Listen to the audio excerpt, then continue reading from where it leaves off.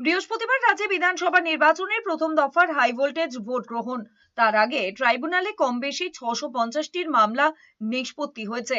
তার মধ্যে মোট 139 জনের নাম ভোটার তালিকায় যুক্ত করা হয়েছে। অর্থাৎ প্রথম দফার নির্বাচনে ভোট দিতে পারবেন এই 139 জন ভোটার।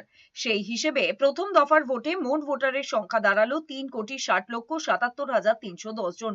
যদিও এখনো পর্যন্ত দ্বিতীয় দফা নিয়ে মোট ভোটারের তালিকা প্রস্তুত হয়নি, কারণ 27শে এপ্রিল পর্যন্ত ট্রাইব্যুনালে নাম তোলার সুযোগ রয়েছে। সেই দফাতে বেশ কিছু ভোটারের নাম সংযুক্ত হবে। কমিশন সূত্রে এও জানা গেছে, এই 650টি মামলার মধ্যে এমন ভোটারও ছিলেন যাদের নাম চূড়ান্ত ভোটার তালিকায় উঠে গেছিল, তবে দুশ্চিন্তার জেরে তারা ট্রাইব্যুনালে আবেদন করে ফেলেছিলেন। এই ধরনের ভোটারদের ক্ষেত্রে কমিশন নির্দিষ্টভাবে জানিয়ে দিয়েছে যে তাদের নাম আগে থেকেই ভোটার তালিকায় রয়েছে, সুতরাং তাদের ভোট দেওয়ার ক্ষেত্রে কোনো বাধা নেই।